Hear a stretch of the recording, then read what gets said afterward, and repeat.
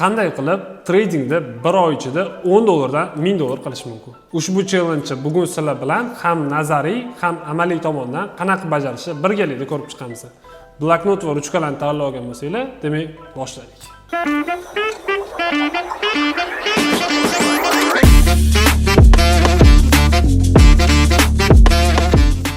Demak, traderlar uchun guideline. Ushbu qo'llanmada sizlarga tezroq daromadga, stabil daromadga chiqishingiz uchun 5 ta ketma-ket etaplarni ko'rsatib o'tganman. Birinchisi bu o'rganish va izlanish. Demak, doimiy o'z ustida ishlab, yangi bilimlarni, yangi strategiyalarni olish va обязательно o'zini xatolarini ham ustida ishlash. Olgan stop lossingiz misol uchun nimaga stop loss oldingiz? Qaysi joyda xato qildingiz? Risk oshirdingizmi yoki strategiyangiz noto'g'ri ishlayaptimi? Qaysi joyda xato qilayotganingizni обязательно yozib borishingiz kerak bo'ladi. Ikkinchisi, savdo rejasini ishlab chiqish. Ya'ni aniq sizda plan bo'lishi kerak. Savdo qilayotgan paytingizda siz necha pips foyda qilishingiz kerak, sizga qancha pul aynan yetadi. Misol uchun, bir oyga yoki haftalik o'zingiz maqsadingiz qanaqa bo'lsa, shunga yarasha plan tutishingiz kerak bo'ladi. Uchinchisi, albatta risk management. Risk managementsiz siz trading sohasida hech qachon daromad qila olmaysiz. Faqat forex emas, любой trading sohada siz risk managementga amal qilmasangiz foyda qila olmaysiz. Demak, risk management har bitta savdoga o'zingizning depozitingizdan kelib chiqqan holda nechadir foizni risk qilib pozitsiya ochish. Risk management haqida ham to'liq darslik qilganman. Tepada silka chiqadi. Albatta bu videodan keyin o'tib ko'rib risk managementda to'liq o'rganib olsanglar bo'ladi. To'rtinchisi, iqtisodiy yangiliklardan xabardor bo'lish. Demak, hozirgi kunda juda ham ko'p bo'lyapti prezidentlarning qarorlari, davlatlarga qo'yayotgan sanksiyalari, mana hozirgi kunda bojlar qo'yapti Amerika hamma davlatga, butun dunyoga qo'yapti. Shunaqa narsalarni primoy kuzatib borishga harakat qilishimiz kerak iloji boricha. Hozirgi vaqtda qanaqadir kichkina yangilikni o'tkazib yuborish orqali ham bozorda juda katta zararlar qilib qo'yish mumkin. Shuning uchun maksimal e'tiborli bo'lish kerak iqtisodiy yangiliklarga. Va 5-inchisi, sabrli va realistik bo'lish. O'zingizni depozitingizdan kelib chiqqan holda foyda qilishga harakat qilish kerak.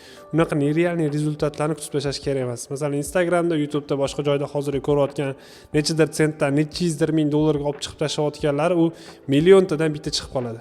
Siz ular qilayotgan natijagacha misol 100 ta, 150 ta, undan ham ko'proq misol slivlar qilgan bo'lishi mumkin, shu depozitlarni yo'qotgan bo'lishi mumkin. Shu unaqa rezultatga chiqish uchun va sizga ham xuddi shuncha vaqt va depozit kerak bo'ladi aynan shunaqa rezultat qilishingizga. O'shaning uchun ham o'zingiz depozitingizdan kelib chiqqan holda maqsad qo'yish kerak va shunga yarasha harakat qilish kerak. Va обязательно лучше stabilniy ishlashga harakat qilinglar. Bittada katta foyda qilib bozordan chiqib ketaman degan maqsaddan ko'ra doimiy kam-kam foyda qilganinglar sizlar uchun kattaroq plyus bo'ladi. Bundan tashqari, aynan hozirgi bizani jadvalimizda, strategiyamizda o'sha kichkina depozitdan stabilniy katta depozitga chiqmoqchi bo'lgan insonlar uchun juda ham zo'r mos keladi. Demak, jadvalni ko'rishingiz mumkin. Ushbu jadvalda demak bizda 27 kun davomida savdo qilinadi. 27 bozor ish kunida savdo qilamiz.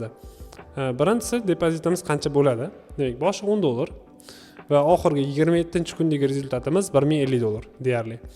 Endi ikkinchisida bizda ochiladigan lotlar 001 boshida o'sha sal depozitimiz kattalashyapti, keyin 002, 003 xuddi shu mana ikkinchi liniyada bizda demak lotlar joylashgan. Uchinchisi pips. Biz har bitta savdoyimizni 40 pips foydali olishimiz kerak. Endi bu hozirgi bozor holatida valyuta paralarida ham juda kichkina narsa bo'lib qoldi. Chunki misol tillarda, boshqa narsalarda hozir 5 minutlik svechani o'zi 100 pip, 150 pip harakat qilyapti-da. Valyuta paralarida bemalol 40 pip, 50 pip, 60 pip bir kun davomida bemalol ushlasangiz bo'ladi. Chunki kun davomida bundan ancha katta pipslarga valyuta paralari harakat qilyapti. Demak, profit qancha bo'lishi kerak bizda? Birinchisi demak, сделкамizda bizda $4, ikkinchisi 8, uchinchisi ham 8, undan keyin o'sha lotimiz kattalashgani sari foydamiz ham ozgina kattalashib ketaveradi. Demak, uchinchisiga biz undan keyingisiga yozishimiz kerak real foydani.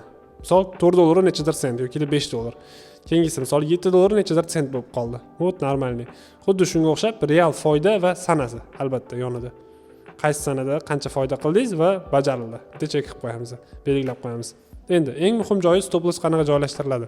Har bitta savdoga maksimum 20 pip stop loss bilan kira olasiz. Ya'ni riskimizga nisbatan doimo bizda 1 ga 2 bo'lish kerak har doim. Lot bizda 001 bo'lgan paytda ham, 020 bo'lgan paytda ham bizda demak stop lossimiz 20 pips bo'ladi har doim. Oddiy olib qaraydigan bo'lsak, valyuta paralari uchun 20 pips stop loss bu normalniy. Lekin hech qachon bu strategiyani yer qazilma boyliklarida amalga oshirmaydi. Ya'ni tilla, neft, kumush, shunga o'xshash katta yuradigan commoditylarda ishlamanglar. Bu strategiyadan foydalanayotgan paytda обязательно valyuta paralarida savdo qilishinglarni tavsiya qilib qolgan bo'lardim. Endi bu strategiya bo'yicha ishlangan shotda mana shu joyda hozir zapis chiqib keladi. Bemalol ko'rib chiqsanglar bo'ladi. Ochilayotgan savdolar mana necha dollar depozitdan boshlandi, uje balansimiz va necha dollargacha ko'tarildi. Uje bu depozitimiz ham deyarli bizda 1000 dollargacha ko'tarilgan. Uje unga yetmasdan men aytganman, shu yechib olish kerak, и depozitni yechib olgan uje. Atak amal qilsanglar, bemalol qilsa bo'ladigan narsa. И вот real shotda qilyapti hamma foyda.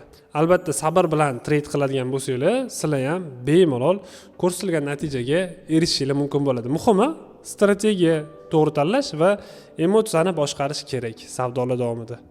Agar psixologiyangiz uje zarar yetgan bo'lsa, misol qanchadir vaqtdan beri prosat ko'sharib turgan bo'lsangiz yoki ketma-ket stoplayotgan bo'lsangiz, ozgina dam olib 3-4 kun yoki 5-6 kun yoki bir hafta dam olib turib, boshqatdan svejiy miyaga keyin trade qilishni boshlashni tavsiya beraman.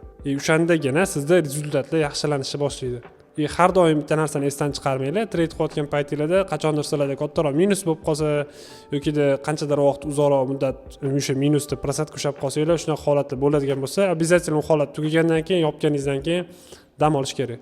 Восстановление juda ham muhim trade'da. Shu psixologiya joyiga kelib olish kerak, uje svejiy miyaga как бы restart berasiz kompyuterga xuddi shunaqa bo'lib boshqatdan trade'ga qaytish kerak. O'shandagina sekin-sekin o'zingizda bo'layotgan xatolarni tushunishni boshlaysiz va o'sishni boshlaysiz. Bu narsani xohlasanglar strategiya deylar, xohlasanglar oddiy jadval. O'zingizga qaysi biri qulay bo'lsa, shundan foydalansanglar bo'ladi. Endi bu challenge bajarish davomida qaysi strategiyalardan foydalangan yaxshi? Meni shogirdlarim bu challenge bajarish davomida ikkita strategiyadan foydalanishdi asosan. Bu narsa SNR va Fibonacci. Bizga asosan bu challenge bajarish davomida day trade qilishimiz kerak. Ya'ni scalping bilan shug'ullanishimiz to'g'ri keladi. E'tibor bergan bo'lsanglar 40 pips kunlik limit. Ya'ni siz 20 pips o'rtacha stop loss bilan 40 pips take profit olishingiz kerak. Bu narsani iloji boricha o'sha scalp strategiyalarida bajarganingiz yaxshi. Endi kimga qanaqa xohlasanglar ICT bo'yicha ishlaylar, xohlasanglar SMC bo'yicha ishlaylar. Lekin meni shogirdlarim hozirgi ishlashgani bizda o'sha SNR va Fibonacci'ni birga kollaboratsiya qilib foydalanilgan strategiya bo'ldi. Yana bitta narsani sizlarga aytib o'tishim kerak. Bu strategiya bo'yicha ishlayotgan paytingizda qachondir stop loss bo'lishi mumkin. Bu stop loss normal holat. Stop loss olgan bo'lsanglar, 1 kun yoki 2 kun uzog'i bilan orqaga qaytishingiz mumkin. Ya'ni balans hech qachon yo'q bo'lib ketmaydi. Sizda aniq stop loss bor, ochilayotgan lotingiz aniq. Endi boshda to'g'ri kattaroq risk bo'ladi. Bu narsani stabil deyish qiyinroq, chunki o'zi depozitingiz 10 dollar bo'ladigan bo'lsa. Birinchi stop lossingiz depoziti 20% ga to'g'ri kelyapti. Chunki 10 dollar birinchi stop loss 001 stop olsangiz 20 pips 8 dollar balansingizda qoladi. O'sha har bitta сделкаga boshdan olsak 20% risk qilyapti. Risk ozgina kattaroq. Shuning uchun stop loss olish ham normal holat. Agarda strategiyangizga ishonsangiz, o'zingizga ishonsangiz, doim bosish kerak, qilib ko'rish kerak. Realniy qilinganini ko'rdinglar, rezultatini qilsa bo'ladi. Prosta sabr bilan shoshilmasdan trade qilish kerak. Muhimi, misol uchun bir kunda bitta ikkita trade qildingiz, yetarli shu target urildi, boshqa trade qilmang. Yoki bir marta yoki ikki marta stop loss oldingiz, undan ham boshqa trade qilmang. O'sha ertasi kuni, undan keyingi kunga davom ettirish kerak. Hech qachon o'sha ikkitadan ko'p trade qilishni tavsiya bermayman, aynan bu strategiya bo'yicha. Hurmatli hamkasblar, demak bu challenge meni Telegram kanalimdan bemalol yuklab olsanglar bo'ladi. Undan tashqari Telegram kanalimda har hafta live streamlar bo'ladi, bepul signal va analizlar berib boraman va haftada bir marta, ikki marta trading bo'yicha darslar bo'ladi. Aynan psixologiya, intizomni shakllantirish, to'g'ri strategiya va o'z ustida ishlash, shunga o'xshash temalarda live streamlar qilamiz Telegramda. Pastda silka qoldiraman, bemalol o'tib obuna bo'lib qo'ysanglar bo'ladi. Kanalda foydalanish bepul, qiymati esa juda baland. Hammaga omad.